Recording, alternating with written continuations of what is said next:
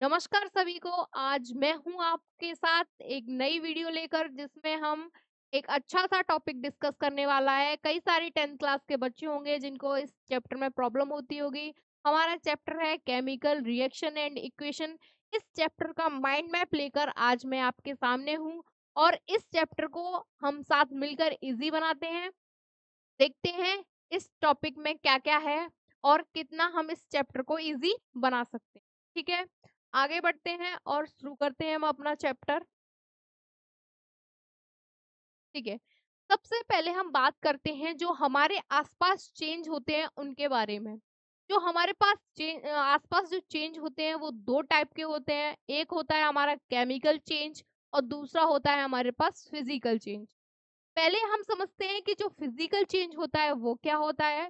ठीक है, physical change का एग्जांपल, जैसे आपने एक बकेट ली, उसमें आपने एक गिलास पानी डाला।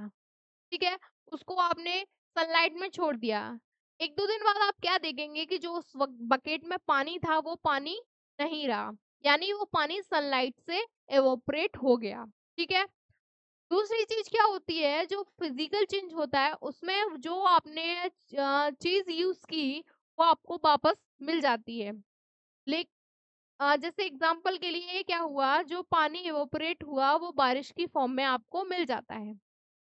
वहीं अगर हम बात करें हम केमिकल चेंजेस की, तो केमिकल चेंजेस ऐसे चेंज होते हैं जिसमें आपको वो चीज वापस नहीं मिलती। एग्जाम्पल के लिए, जैसे आपकी मम्मी किचन में दूध से दही बनाती हैं, तो उसमें क्या होता है कि जो आपका दूध से दही तो बन गया, लेकिन दही से दूध द्वारा नहीं बन सकता। तो ऐसे ही चेंज हमारे क्या होते हैं, केमिकल चेंज होते हैं। एग्जाम्पल के लिए, हमने आटा जो है उससे रोटी बनाई, तो क्या हम रोटी से वापस आटा बना सकते हैं? नहीं बना सकते। तो ऐसे चेंज, अगर हम सिंपल लैंग्वेज में समझें, ऐसे चेंज जिनमें जो चीज हमने यूज की हमें वो वैसी नहीं मिल सकती, उन चेंजेस को हम कहते हैं केमिकल चेंज। ठीक है, अभी हम समझते हैं केमिकल रिएक्शन क्या होती है। जो हमारी केमिकल रिएक्शंस होती हैं उनमें क्या होता है कि जो हमारे पास रिएक्टेंट है वो रिएक्शन करके हमें प्रोडक्ट देते हैं। अभी सबसे बेस्ट एग्जांपल जो हमने देखा, उससे दही का बनना। दूध हमारे पास क्या है, एक रिएक्टेंट है, उसमें रिएक्शन हुई, उससे हमें प्रोडक्ट मिला है दही। ठीक है, तो chemical reaction are the reactions in which reactant react and we get product. ठीक है, अभी हम बात कर लेते हैं केमिकल इक्वेशंस के बारे में। जो केमिकल इक्वेशन होती है वो दो टाइप की होती है। पहली हमारे पास स्केलेटल इक्वेशन और दूसरी होती है बैलेंस्ड इक्वेशन। समझते हैं हम केमिकल इक्वेशंस में कि बैलेंस इक्वेशन क्या होती है, स्केलेटल इक्वेशन क्या होती है। सबसे पहले हम समझते हैं स्केलेटल इक्वेशन। ठीक है,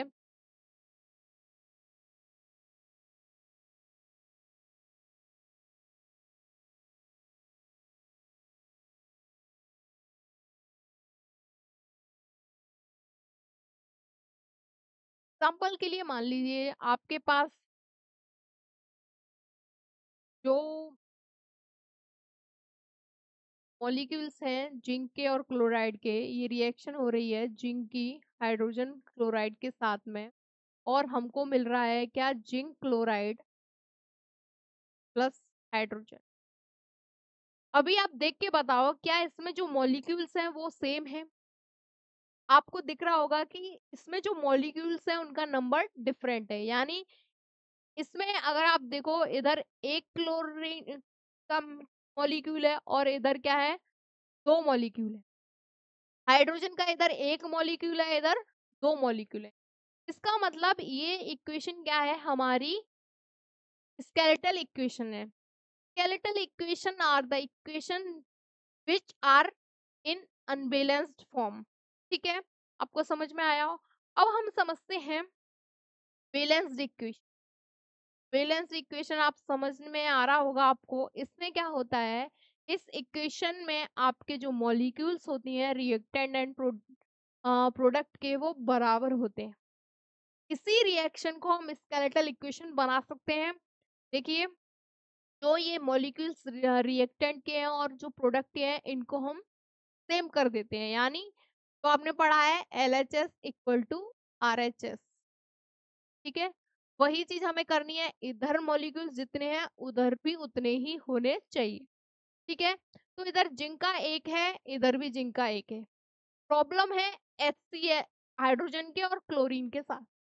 तो अभी हमको क्या है, इधर हमको 2 मॉलिक्यूल चाहिए क्योंकि उधर 2 मॉलिक्यूल है। तो हम इजी क्या करते हैं, इधर 2 लगा देते हैं, ठीक है। तो ये हमारी क्या बन गई, एक बैलेंस इक्वेशन बन गई, ठीक है। आपको समझ में आई स्केलेटल इक्वेशन और बैलेंस इक्वेशन। अभी हम आगे बढ़ते हैं और देखते हैं केमिकल इक्वेशन कितने टाइप की होती है, ठीक है। उसकी डेफिनेशंस क्या होती हैं और उन रिएक्शंस में क्या क्या होता है। सबसे पहले हम बात करते हैं कॉम्बिनेशन रिएक्शन की, ठीक है। अगर आपको कोई भी टॉपिक समझ में नहीं आ रहा, के लिए आप मुझे कमेंट बॉक्स में कमेंट करिए, मैं उसको एक्सप्लेन करने की कोशिश करूंगी, ठीक है। हमारे पास रिएक्शन है, क्या है, कॉम्बिनेशन रिएक्शन,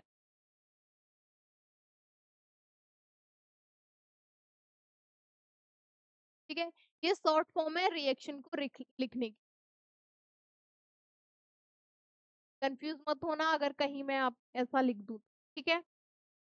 कॉम्बिनेशन रिएक्शन में क्या होता है कि रिएक्टेंट कंबाइन होते हैं और एक हमें कंबाइन फॉर्म में प्रोडक्ट मिलता है।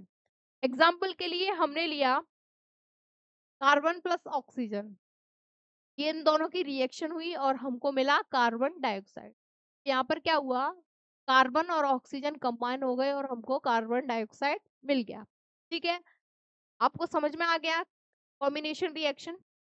अभी आगे बढ़ते हैं और समझते हैं हम डिकम्पोजिशन रिएक्शन। डिकम्पोजिशन रिएक्शंस जो होती हैं, आपको डिकम्पोज वर्ड से समझ में आ रहा होगा, यानी जो का टूटना, ठीक है। हमारे पास एक रिएक्शन है डिकम्पोजिशन रिएक्शन, ठीक है। मैम जैसे हमने लिया AgCl,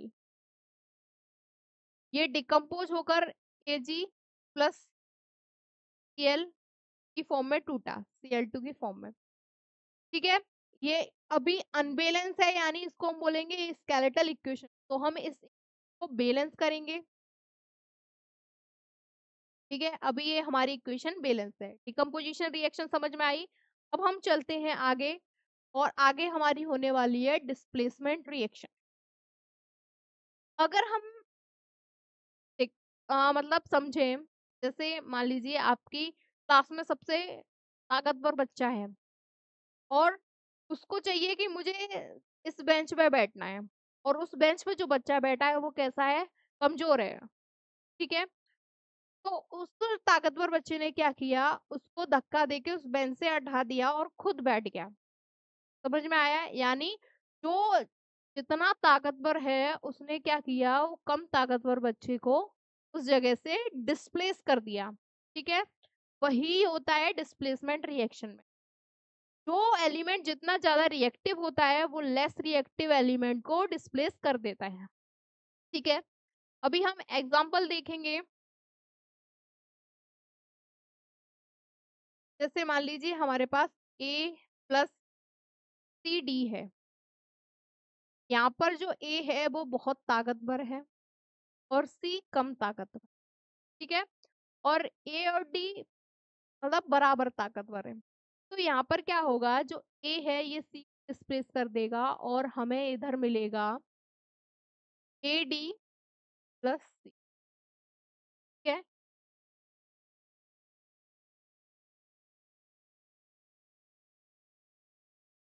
AD+C, ये हो गई हमारी डिस्प्लेसमेंट रिएक्शन। आगे चलते हैं और देखते हैं हम double displacement reaction. Double displace reactions को हम एक और नाम देते हैं, ये है प्रेसिपिटेशन रिएक्शन, यानी हमें इसमें प्रेसिपिटेट मिलता है। यहाँ पर जो कंपाउंड होते हैं उनमें क्या होता है, आयंस का डिस्प्लेसमेंट हो जाता है और नए कंपाउंड्स देखने को मिलते हैं। इसका एग्जाम्पल है, जिंक का रिएक्शन होता है हाइड्रोजन क्लोराइड के साथ और हमको मिलता है जिंक क्लोराइड प्लस हाइड्रोजन। ठीक है, या ये इक्वेशन अभी बैलेंस है, इसको हम सॉरी अनबैलेंस है, इसको हम बैलेंस कर देंगे। ठीक है, अभी हम देखते हैं ऑक्सीडेशन और रिडक्शन। ऑक्सीडेशन और रिडक्शन क्या होता है, पहले बात करते हैं ऑक्सीडेशन की। ऑक्सीडेशन में क्या होता है, सबसे इंपॉर्टेंट चीज लॉस ऑफ इलेक्ट्रॉन। ऑक्सीडेशन में इलेक्ट्रॉन्स का लॉस हो जाता है, हाइड्रोजन रिमूव हो जाती है और ऑक्सीजन ऐड हो जाती है। ठीक है, वहीं हम देखें रिडक्शन, रिडक्शन में क्या होता है, इलेक्ट्रॉन्स का गेन हो जाता है, हाइड्रोजन इसमें ऐड हो जाती है और O2 रिमूव्ड हो जाती है। यानी ये दोनों क्या है, एक दूसरे के अपोजिट है। ऑक्सीडेशन में हाइड्रोजन का क्या हो रहा है, रिमूव हो रहा है और ऑक्सीजन इसमें ऐड हो रही है। वहीं रिडक्शन में H2 ऐड हो रही है और ऑक्सीजन रिमूव हो रही है। ठीक है, अभी रिएक्शन एक मिलती है हमको रिडॉक्स रिएक्शन। रिडॉक्स रिएक्शन में क्या होता है, एक ही रिएक्शन में ऑक्सीडेशन भी होता है और रिडक्शन भी होता है। ठीक है, ये हमारे पास एग्जाम्पल है। ठीक है, मैग्नीशियम क्लोराइड का और हाइड्रोजन क्लोराइड का। ठीक है, जब ये रिएक्ट करते हैं तो इसी रिएक्शन में आपको MnCl2 मिलता है और वाटर मिलता है। इसी में ये रिडक्शन हो रहा है। ठीक है, और इसी में क्या हो रहा है, ऑक्सीडेशन हो रहा है। ठीक है, यहाँ पर दो एजेंट होते हैं, ऑक्सीडाइजिंग एजेंट और रिड्यूसिंग एजेंट। ऑक्सीडाइजिंग एजेंट क्या करता है, ये इलेक्ट्रॉन्स को गेन कराता है और रिड्यूसिंग एजेंट इलेक्ट्रॉन्स को क्या कर देता है, लूज कर देता है। ठीक है, फिर हम बात कर लेते हैं रेंसिडिटी की और कोरोजन की। रेंसिडिटी क्या होती है, रेंसिडिटी मतलब एक ऐसी प्रोसेस जिसके थ्रू आपके जो फूड आइटम्स है वो स्पॉइल हो जाते हैं। अगर हम एक एग्जांपल देके, आपने एक चिप्स का पैकेट लिया और आपने उसमें से कुछ चिप्स खाए, आपने क्या किया, उसको रख दिया। थोड़ी देर बाद आप देखोगे उस चिप्स को दोबारा खाकर, तो आपको क्या है, उसका जो टेस्ट यानी क्रिस्पीनेस पहले थी वैसी अब उसमें क्रिस्पीनेस नहीं बचेगी। ठीक है, अगर हम नॉर्मल लैंग्वेज में बोले कि जो आपकी चिप्स है वो सील गई। ठीक है, तो इसीलिए क्या किया जाता है, जो फूड के पैकेट्स होते हैं उसमें नाइट्रोजन गैस फिल करी जाती है, जिसकी वजह से आपका जो फूड आइटम है वो एयर के कांटेक्ट में ना आए, ह्यूमिडिटी से वो क्या हो, कनेक्ट ना हो और वो फूड जैसा है वैसा बना रहे। इसके लिए हम क्या करते हैं, घर पे देखा होगा किसी चीज को बचाना है तो हम उसको एयर टाइट कंटेनर में भर के रख देते हैं, या फिर हम रेफ्रिजरेटर में उसको रख देते हैं। ठीक है, आया रेंसिडिटी आपको समझ में, एक ऐसी प्रोसेस जिसमें फूड बॉयल हो जाता है जब वो एयर के कांटेक्ट में आता है तो। ठीक है, अभी हम देखते हैं कोरोजन। कोरोजन क्या होता है, इसमें जो मेटल की सरफेस है वो एयर और वाटर के साथ में अगर कांटेक्ट में आती है तो उसकी मेटल की जो लेयर है वो खराब होती जाती है और धीरे धीरे वो मेटल एकदम डिकम्पोज हो जाता है। समझते हैं हम एग्जांपल के साथ, जैसे आपके पास है एक आयरन की रॉड है, आपने नई आयरन की रॉड रॉड है बारिश के सीजन में बाहर फेंक दी। ठीक है, तो आप कुछ टाइम बाद देखोगे कि जो वो आयरन की रॉड है उसमें जंग लग गई। तो वो जो जंग उसमें लगी है वो कोरोजन मेथड से ही लगी है। ठीक है, और दूसरा एग्जांपल अगर हम देखें, जैसे हमारे पास तांबे का कोई बर्तन है तो उस पर ग्रीन ग्रीन कोटिंग हो जाती है, तो वो भी एक टाइप का क्या है, कोरोजन हुआ है उस मेटल में। ठीक है, आप इजी लैंग्वेज में समझ सकते हैं कि कोरोजन एक ऐसी प्रोसेस है जिसमें अगर मेटल की सरफेस एयर और वाटर के साथ कांटेक्ट में आती है तो जो आपका मेटल है वो खराब हो जाता है। ठीक है, ये जो माइंड मैप हमने बनाया है, उम्मीद करती हूँ ये आपको अच्छे से समझ में आ गया होगा। ठीक है, और एक चीज हम देखते हैं कि जो हमें क्या है, अ, जो हमारी रिएक्शंस होती हैं उस रिएक्शंस में कई सारे हमें चेंजेस देखने को मिलते हैं। जैसे रिएक्शन में गैस इवॉल्व हो सकती है, प्रेसिपिटेट बन सकता है, रिएक्शंस में जो हमने रिएक्टेंट से प्रोडक्ट बनाया उसके कलर में चेंज हो सकता है, उसका टेम्परेचर चेंज हो सकता है और उसकी स्टेट चेंज हो सकती है। स्टेट आपको पता है सॉलिड से लिक्विड, लिक्विड से गैस, उसकी स्टेट में भी चेंज हो सकता है। ठीक है, आशा करती हूँ आपको ये जो चैप्टर है अच्छे से समझ में आ गया होगा। ठीक है, और अगर आपको कोई भी टॉपिक है जिसमें प्रॉब्लम हो रही है तो आप कमेंट बॉक्स में कमेंट करें और वीडियो को लाइक करें और शेयर करें। थैंक यू, मिलते हैं नेक्स्ट वीडियो में।